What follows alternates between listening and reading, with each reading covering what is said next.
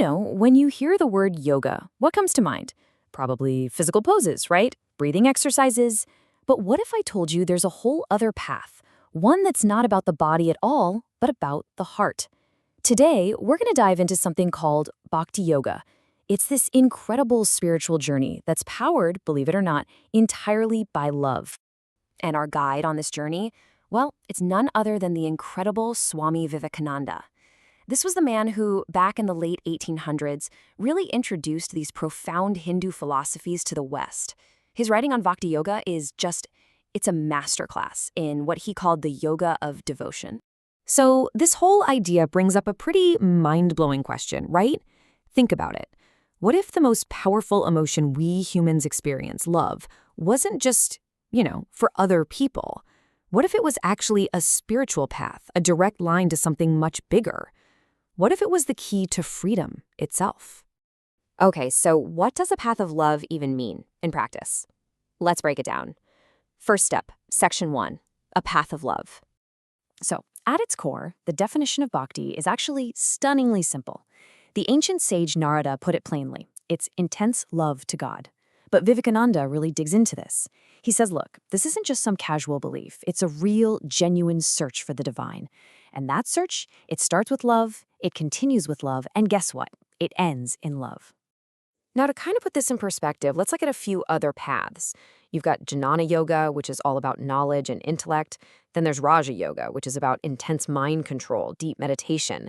But Bhakti Yoga, it's different. It takes our emotions, something we all have, and channels them. And this is why Vivekananda thought it was so special. He actually called it the easiest and the most natural way to connect with the divine. All right, but you can't just jump into a journey like this unprepared. It takes work. It requires some discipline, the right guidance. You need to build a solid foundation. So let's talk about what that looks like. Section 2, the first steps. So one of the very first things to understand is that this isn't a path you walk alone. Vivekananda was really clear about this. He said you can't just find true spiritual growth in a book.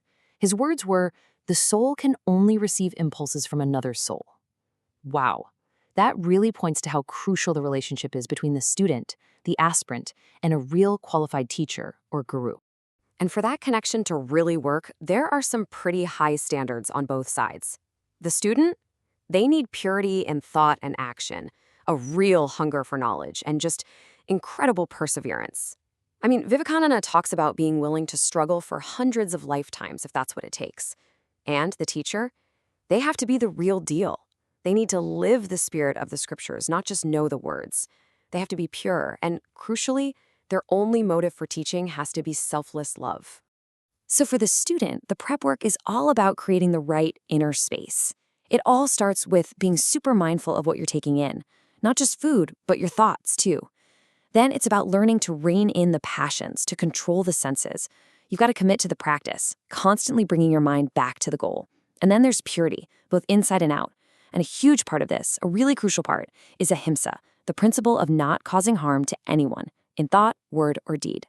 Okay, now we're getting to a word that, well, it throws a lot of people off. It's often really misunderstood, but it's absolutely central to this path. Let's dig in. Section 3, Renunciation Redefined. Yeah, the word renunciation, it just sounds harsh, doesn't it? It makes you think of forcing yourself to give up things you love, of deprivation, of struggle. It just sounds so cold and painful, not exactly inviting. But here's the twist. Vivekananda completely flips this on its head. In Bhakti Yoga, you don't force renunciation. It just happens. It's a natural result of love. It's not the thing that gets you to a higher love. It's the effect of already finding it. And he uses this absolutely beautiful metaphor to explain it. He says, when the moon shines brightly, all the stars become dim. And when the sun shines, the moon herself becomes dim. Get it? When you fall in love with the sun, this huge, brilliant, divine love, all those little lesser lights, the tiny attachments of the world, they just fade away.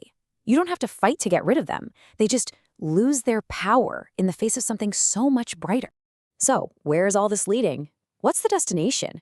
Well, this path of ever-growing love takes you to a state called para bhakti. It means supreme devotion, and it's a place where love just shatters all boundaries. Section 4, love becomes universal. And when you get to this highest state, all the tools you used to get there, they're not needed anymore. It's like kicking away the scaffolding after the building is finished. All the rituals, the books, even the lines we draw between religions or countries. Vivekananda says all those little limitations and bondages fall off by their own nature. And what's left? The soul. Just completely and totally free. And this kind of freedom, it changes everything. It's a total shift in how you see the world. The devotee, the bhakta, doesn't see a world of separate objects and people anymore. Instead, they see their beloved, the divine, just shining through everything, in every person, in every animal, in every single part of creation. And you gotta understand, this isn't just some passive, oh, that's nice kind of feeling. It's a powerful call to action. Because if you truly see the divine in everyone and everything, what's the only possible response? To show unswerving love towards all beings. It's the only thing that makes sense. The final destination here is this state of perfect self-surrender.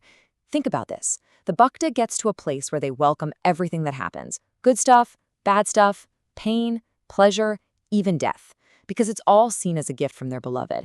It's a kind of peace that is just way beyond our normal ideas of good and bad.